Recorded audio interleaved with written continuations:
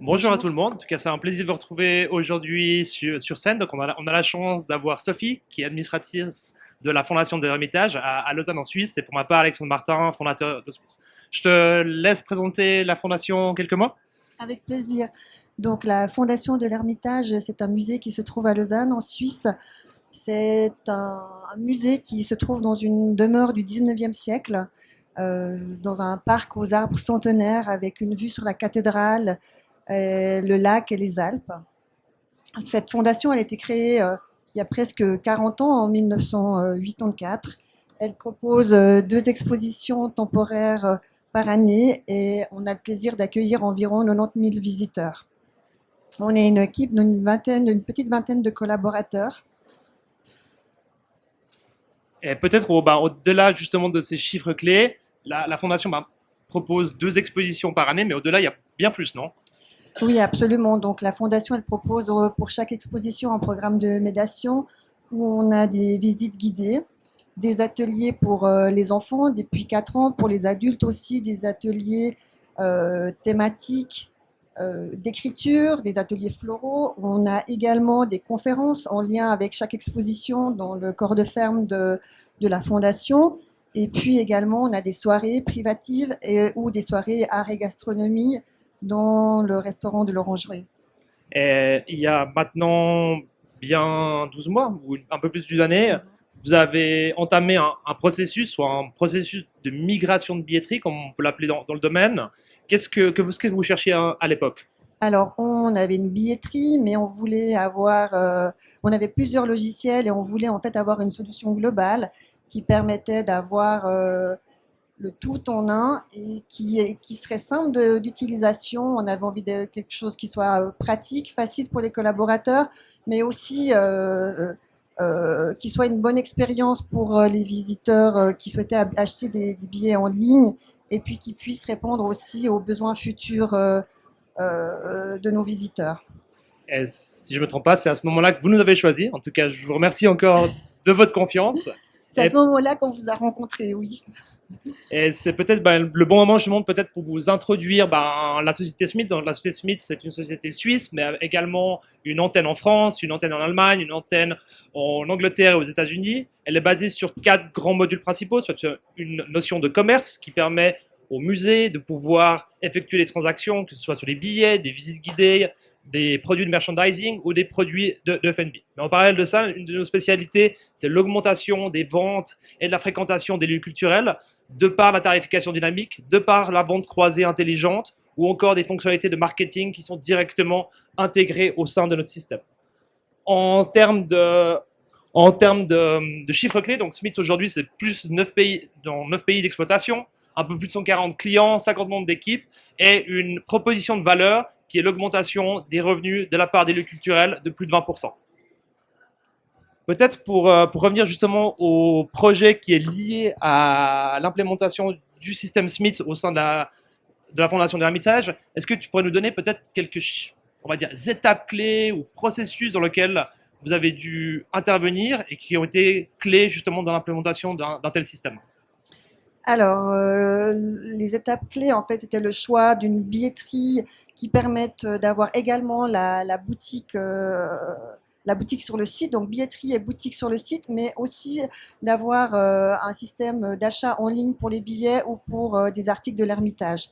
Et le point le plus important qu'on souhaitait avoir, c'était aussi un système de statistiques qui permet de tirer chaque semaine en fait des éléments de pilotage et de pouvoir le faire de manière très très facile avec un seul logiciel et pas d'aller récupérer des données sur différents logiciels et qui prennent beaucoup de temps pour avoir une vue d'ensemble. Donc, si je comprends bien, aujourd'hui, une solution de commerce unifié comme Smith, ça vous permet d'avoir un inventaire global et de vendre en Absolument, fait les différentes prestations et produits au sein des différents canaux de vente que vous pourriez avoir. Et absolument. si on devait revenir justement sur cette implémentation, en termes de projet, quelques chiffres clés? Alors oui, tous les projets, il y a un certain nombre de chiffres et de données. Alors tout d'abord, c'était environ 6 mois de développement avec la société Smith pour avoir un système qui corresponde à la fondation et qui corresponde au domaine muséal dans lequel on évolue. Il y avait plus de 300 produits à configurer. Il y avait également le point de vente à configurer.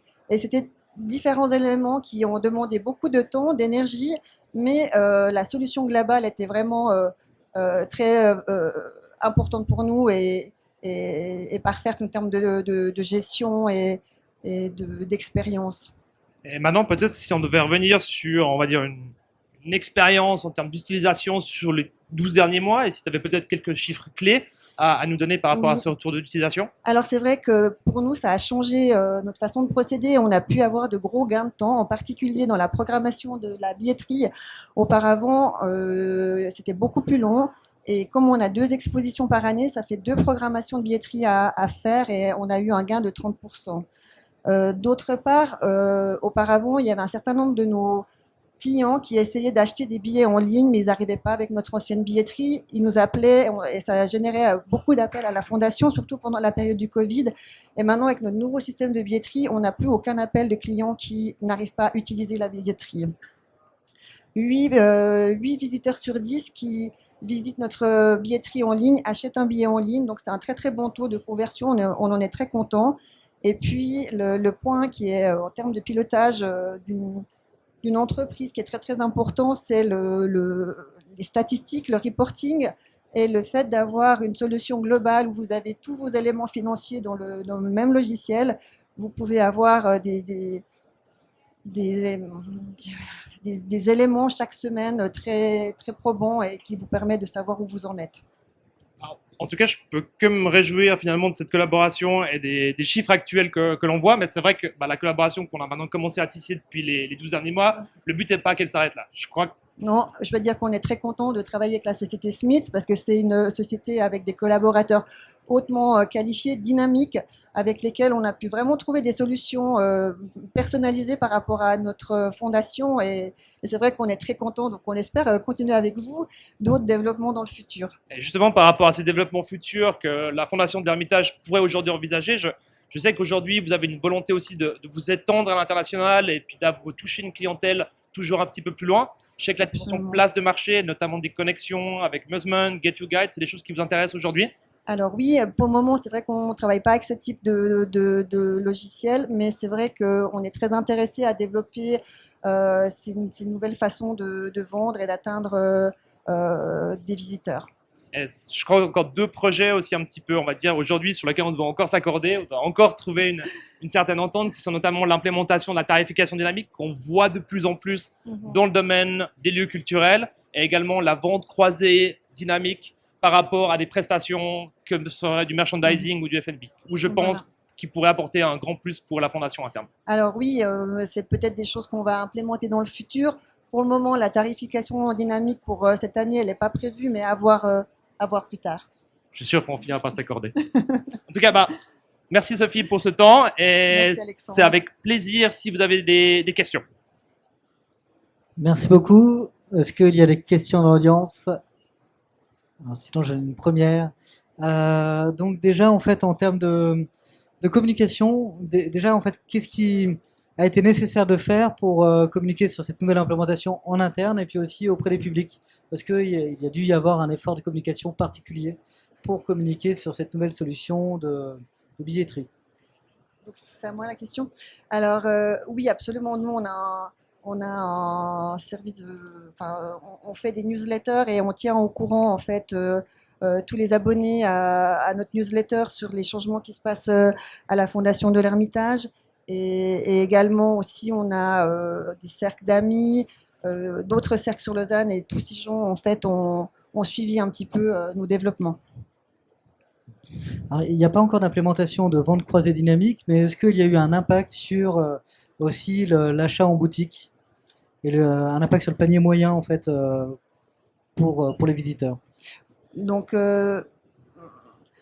alors ça, on n'a pas encore mesuré parce qu'en fait, c'est un petit peu difficile quand vous mettez une solution en place de mesurer. On a fait une exposition ensemble et là, on va entamer la deuxième exposition et chaque exposition a un taux de visiteurs qui est différent et il faut avoir un peu plus de recul pour avoir des chiffres probants.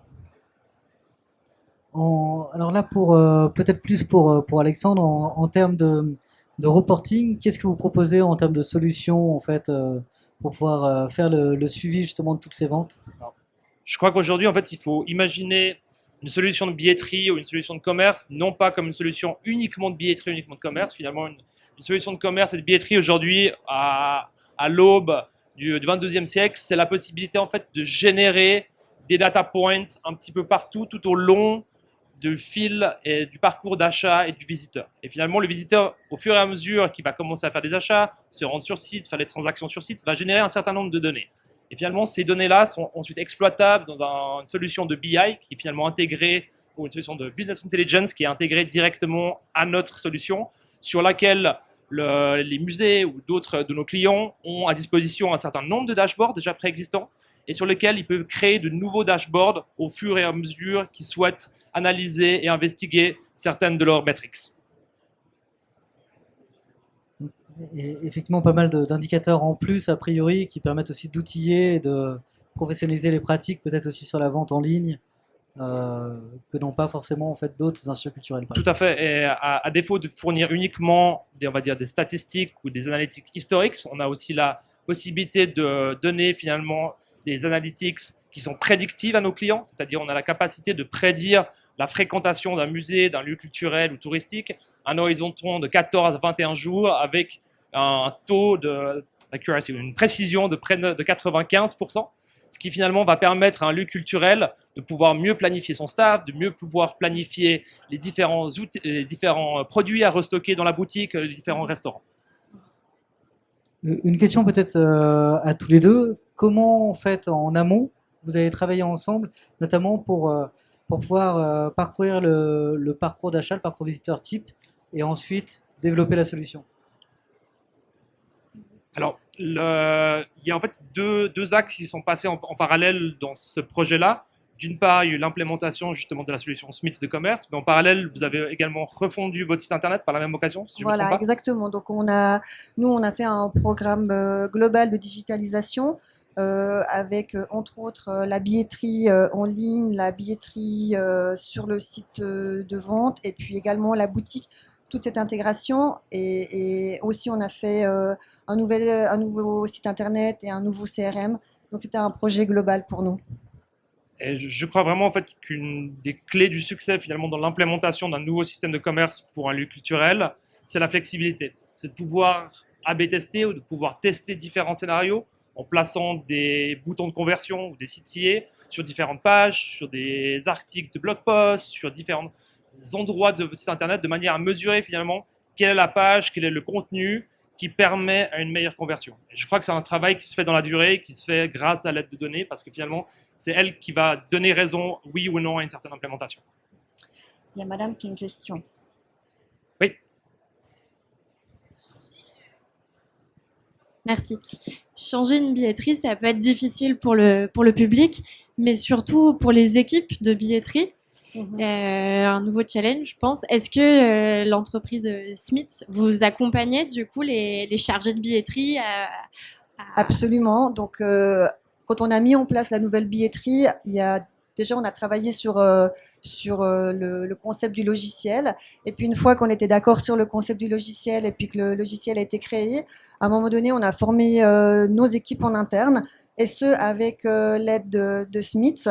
Et ils sont venus passer du temps chez nous avec nos collaborateurs et ça a très très bien fonctionné. C'est vrai que finalement, ce n'est pas uniquement une vente d'un logiciel ou la vente d'une solution. L'implémentation d'une solution, ça passe énormément par un travail d'équipe entre le client et le provider de billetterie ou de commerce, qu'il soit Smiths ou un autre, de manière à vraiment fixer des milestones en termes d'implémentation et de pouvoir également avoir un feedback loop qui est extrêmement rapide sur l'utilisation et sur la formation des équipes. Voilà. Et c'est vrai que vous avez évoqué donc, le projet qui a pu permettre la naissance de cette billetterie et puis les futurs projets que vous avez en ligne de mire, mais il y a aussi tout un accompagnement que vous faites suite à l'implémentation de la billetterie. Comment ça se traduit dans le modèle économique? C'est tout à fait correct. Donc, finalement, au-delà finalement d'un simple logiciel, une simple solution qu'on met à disposition des clients, nos clients bénéficient aussi également d'un account manager ou d'un chargé de compte qui va régulièrement faire le point avec eux sur les différentes nouvelles fonctionnalités. Parce que c'est vrai que Smiths, on le connaît aujourd'hui tel qu'il est avec les fonctionnalités d'aujourd'hui, mais nous mettons à jour la plateforme ou la solution tous les mois avec de nouvelles fonctionnalités. Donc il y a un travail relativement important de mise à jour à faire auprès de nos clients et de suivi par rapport à différentes nouvelles offres, nouvelles prestations qu'ils pourraient mettre à jour et pouvoir offrir à leur public. C'est vraiment un partenariat en fonction de nos besoins. Et eux, ils ont aussi d'autres propositions, donc on partage nos vues et c'est vraiment un travail d'équipe. Et sur la billetterie dynamique, en fait, dans certains pays, c'est peut-être plus complexe à mettre en œuvre. Là, en Suisse notamment, il n'y a pas forcément de problème. Enfin, quand je dis d'autres pays, je pense notamment à la France, où il y a 82% de stations culturelles qui sont publiques. Il n'y a pas de difficulté particulière à mettre en place une tarification dynamique en fonction du temps. Alors, le cadre réglementaire en Suisse étant relativement flexible, il n'y a pas de contraintes juridiques qui obligent d'avoir un prix X ou un prix Y. Après, chaque institution a également des statuts de fondation, des statuts d'incorporation qui peuvent ou ne peuvent pas permettre justement ce type-là d'implémentation. Mais de manière générale, c'est des choses qui peuvent être en tout cas discutées, négociées et possiblement implémentées. Alors nous, de notre côté, c'est vrai qu'on regarde certains autres entités culturelles dont on est assez proche, qui ont mis une tarification dynamique en place, mais pour le moment, on est encore dans l'attente. On essaie de voir comment ça se passe chez eux avant de nous lancer potentiellement. Eh bien, écoutez, un grand merci. Je ne sais pas s'il y a d'autres questions. Parfait. Écoutez, merci beaucoup pour cette présentation très claire, très efficace. Et donc, on peut vous retrouver à quel stand ? Vous pouvez nous retrouver au stand J. C'est une très bonne question. 32. J32. Merci. J32. Merci en tout cas à vous tous. Merci Sophie. Merci à vous. Très bonne journée. Merci.